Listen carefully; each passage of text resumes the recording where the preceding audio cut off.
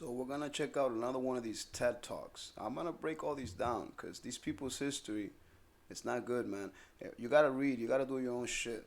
All these people with all these history, the people that put out history, they done their own reading, and you don't know what's in these people's head if they have agendas or not. If you're a person that you're interested in the truth, just read a whole bunch of history books, and it's very fascinating. You're gonna go down a rabbit hole, or just watch a lot of different documentaries over the same topic and get different perspectives. And the things that are constant is what you keep as truth, for the most part. Or go to these countries and talk to the very, very, very old, to the old people. Talk to the old people. The old people, even if they weren't alive, they have stories passed down from their grandparents. They give you a sense of what was going on in those times. That's how I do it, anyway. Another one about Trujillo. For the dead and the living, we must bear witness. Elie Wiesel. This is how this starts. I think this is about the Haitian massacre. Now, let's say how accurate they are about the Haitian massacre.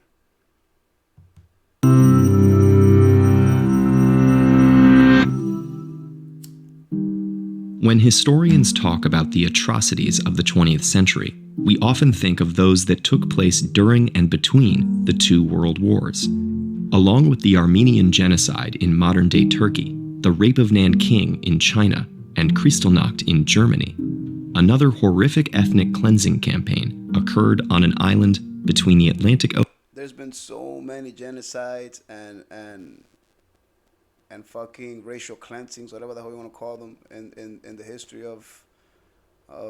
not even in the history of humanity. I'm talking about just modern history from like the 1900s on up, and things got even more peculiar after World War II. After World War II, believe it or not, there was a whole new world war that happened just in the third world countries.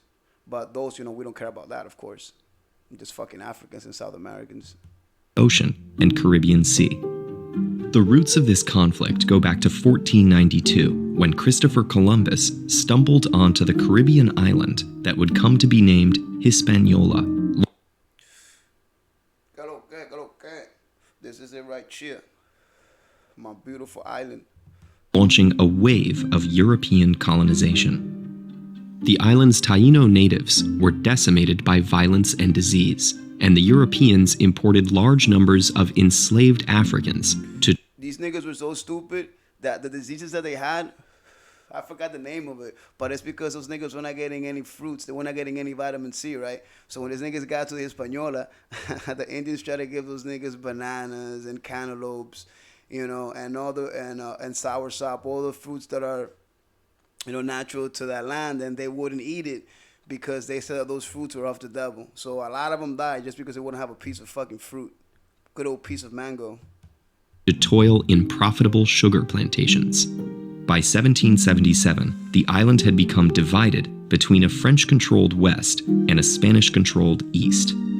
A mass slave revolt won Haiti its independence from France in 1804, and it became the world's first black republic. But the so far, so good.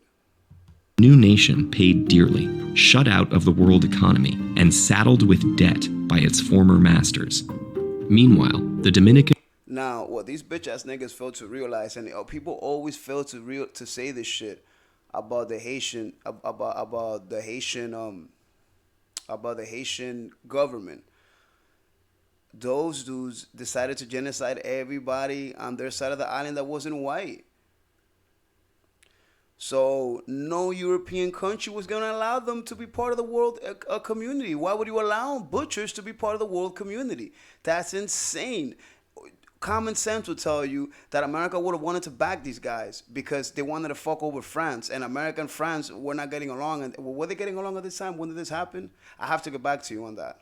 I don't know if America and France were getting along when Haiti took over the island of Hispaniola. I'm not sure of that. They probably were not getting along because this was after the United States had their independence. But the main thing is that when Haiti took over, they did a lot of atrocities. So the whole world was in shock that they took over. Yeah, there was racism. There was racism, but They were not shunned because they were black. They were shunned because they were fucking butchers and savages. Sorry, but I mean, read what they were doing when they took over the island. They were raping, killing children, doing very, very, very vile shit. So European countries said, no, we're not gonna treat these people as a fucking island, and we're not gonna trade with them. Just like European countries almost stopped trading with America during the Civil War because of slavery. It's normal. It wasn't because of oh man, we have black people free now, so we're just gonna turn our back on them and watch them suffer and die. Nah, that's not the whole story. The Dominican Republic would declare independence by first overthrowing Haitian rule of Eastern Hispaniola and later Spanish and American colonialism. Despite the long and collaborative history shared by these two countries, many Dominican elites saw Haiti as a racial threat that imperiled political and commercial relations with white. Again, another lie, and this is very dishonest. This is very disgusting, actually. These people are fucking horrible. Go read for yourself. The reason why Dominican intellectuals, which meant they could read and write, they were making it seem that it was these rich white guys that can fucking read and write, okay? Because the country was as backwards then as backwards now, okay? God. So what they were doing was they were killing fucking everyone that looked like me. Dead. Everyone that had white skin, everyone that had green eyes, everyone that had, like fucking that didn't have nappy hair. Everybody that wasn't black as fuck, they were gonna fucking kill. They were not allowed, no, you weren't allowed to speak Spanish, you were not allowed to be Catholic. They were stomping out the Dominican culture biologically and culturally. I mean, they were committing genocide. So motherfuckers said, no, dude, we can't have this. We can't just let ourselves get killed. And motherfuckers fought back. But of course, they're not gonna mention that here. Ridiculous. This is ridiculous. This is to show you this is to show you what it is. Like, this is the people that educate us. Fucking liars. Western nations. In the years following World War I, the United States occupied both parts of the island. It did so to secure its power in the Western Hemisphere by destroying local opposition and installing U.S.-friendly government. I am in awe. I'm sorry, guys, but I can't believe they didn't mention that. It's like saying Hitler came to power and then the American intellectuals took him out of power. Yeah, motherfucker, but why? The brutal and racist nature of the U.S. occupation, particularly along the remote Dominican-Haitian border, laid the foundation for bigger atrocities after. So now that you said that bullshit, that you failed to mention how brutal the Haitians were, how scary and brutal and sadistic and genocidal they were. If you forgot to mention that, how can I take anything else you say serious in this documentary? How can I take anything you say serious? You obviously aren't a serious historian. Whoever the fuck you are, Edward Paulino, fuck you. You nigga, you ain't shit. You studied and you got to where you're at because you come from a good family. Look, this one, my nigga. Its withdrawal. In 1930, liberal Dominican president Horacio Vázquez was overthrown by the chief of his army, Rafael Trujillo. Why was he overthrown, you fucking asshole? Because he wasn't gonna fucking take over the country. Because he said that he wanted no more elections. So you mentioned he was liberal and he was overthrown, but you didn't fucking mention that he was gonna fucking turn the fucking country into a dictatorship. Okay? So Trujillo came and beat him to it. All right?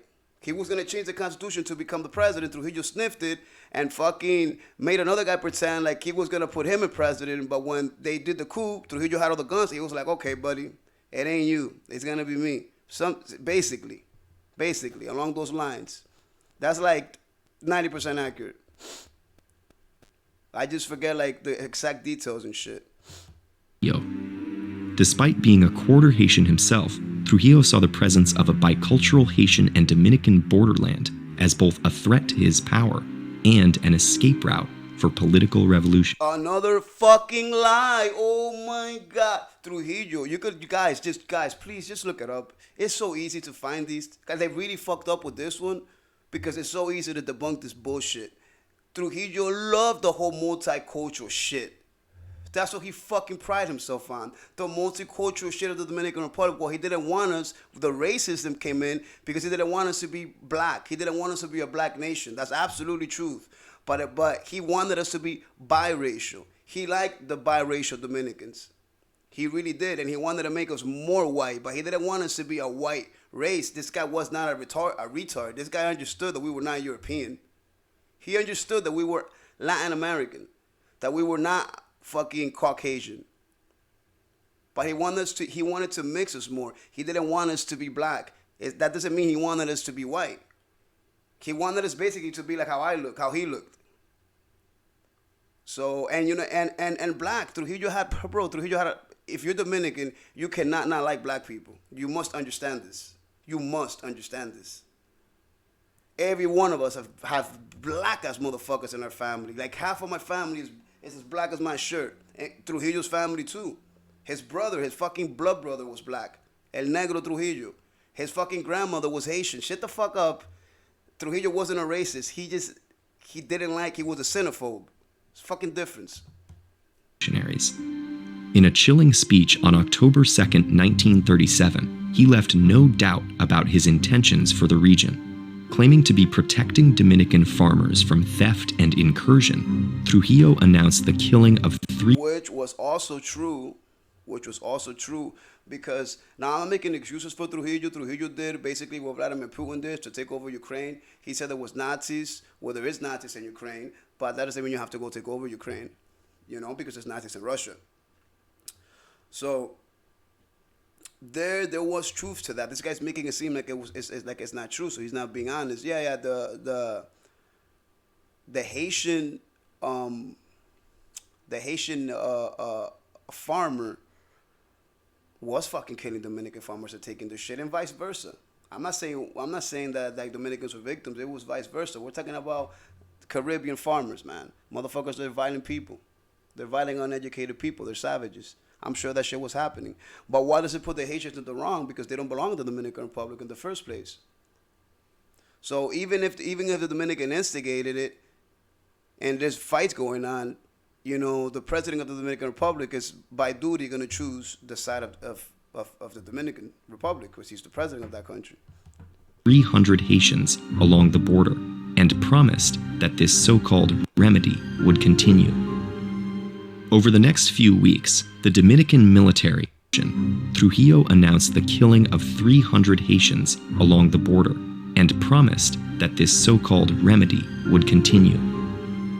Over the next few weeks, the Dominican military, acting on Trujillo's orders, murdered thousands of Haitian men and women, and even their Dominican-born children.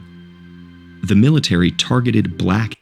So this is absolutely truth, but the thing is that when you're born in the Dominican Republic, you're not Dominican.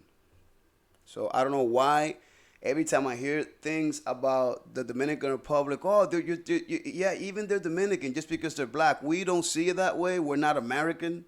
Sorry, but we're not fucking American, dude. We are not you motherfuckers. I'm American now. You know what I'm saying? So I see things, but I still can't see it like an American, because I understand their constitution is not our constitution. And the Dominican Republic Constitution, if you're born there, it doesn't fucking mean shit. That's not how we gets down. For you to be Dominican, your parents gotta be Dominican. So you could be born in the Dominican Republic all you want. That doesn't fucking make you Dominican. It just doesn't. Haitians, even though many Dominicans themselves were also dark-skinned. Some accounts say that to distinguish the residents of one country from the other, the killers forced their victims to say the Spanish word for parsley. Dominicans pronounce it perejil with a trilled Spanish R. The primary Haitian language, however, is Creole, which doesn't use a trilled R. So if people struggled to say perejil, they were judged to be Haitian and immediately killed.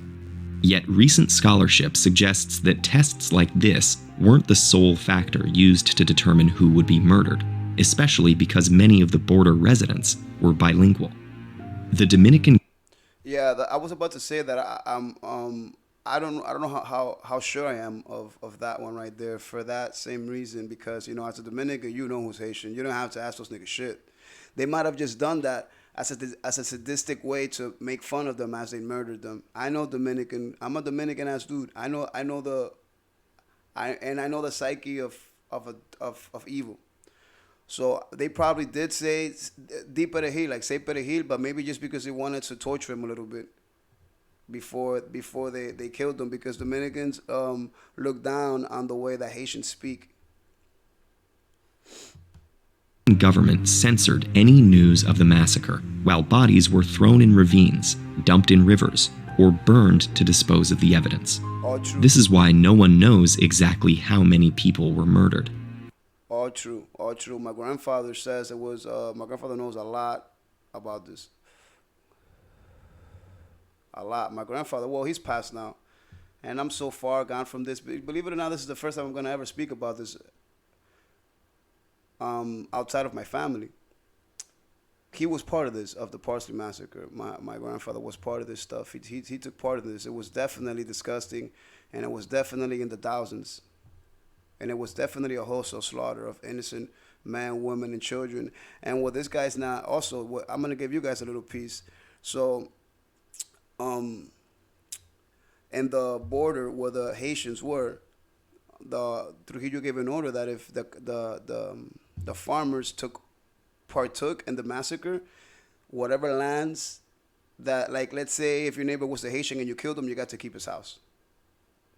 So Dominicans killed their Haitian neighbors to take their lands. Dominicans did that, and this guy's not bringing that up, but that's shocking. And I personally know people that own lands now in Guayajayuco, in this borderland and this border town, that is only theirs because their grandparents killed people and took it. My grandfather told me, and I know these people. So this is very recent shit. This is recent. In one lifetime, there might be one or two guys there might be a couple of guys alive that were there killing, or with children where this was going on. Definitely a lot of people around that with children where this was going on. People live long lives in the Dominican Republic. So that's why it's worth to go and speak to old people, because you get a real experience of what it was like. It's almost like time traveling. Though contemporary estimates range from about 4,000 to 15,000, yet the extent of the carnage was clear to many observers. As the U.S. ambassador to the Dominican Republic at the time noted, the entire northwest of the frontier on the Dajabon side is absolutely devoid of Haitians.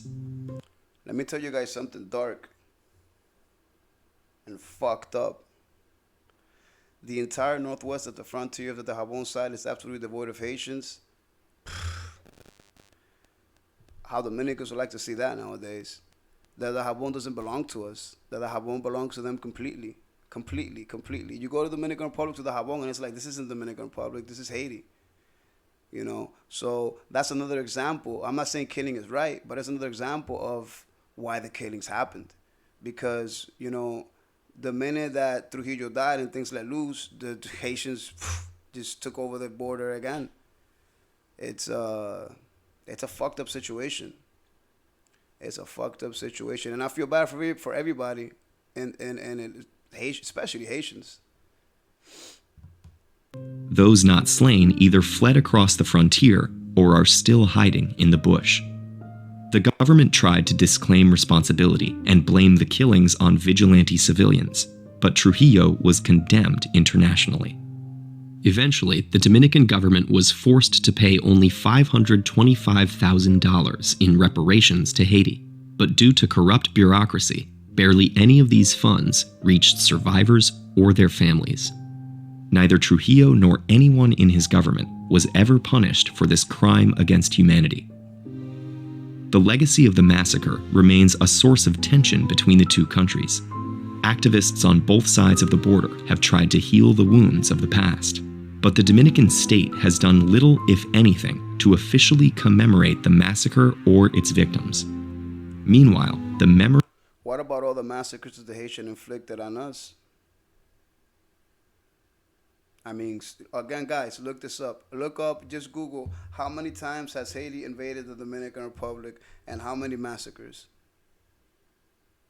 Of course we're not going to do a fucking memorial for those fucking people, man. They did that shit to us 28 times, I believe, or 22 times. We did that shit to them once, and we didn't even cross the border. We did it on our border. They've crossed the border and tried to genocide us. I hate if a Haiti would have it, Dominicans wouldn't exist. This guy right here, wouldn't exist. I'd be nothing. I'd be just a thought. No merengue, no baseball player, no fat ass, fine ass bitches, none of that. Memory of the Haitian massacre remains a chilling reminder of how power-hungry leaders can manipulate people into turning against their lifelong neighbors. Motherfucker, this is a chilling reminder of how you can fucking twist history and how you can fucking manipulate people. Edward Paulino, fuck you, dude. Seriously, bro, you ain't shit, nigga. God damn, dude. You suck, bro. I'm out of here. This guy's... It's the worst, dude.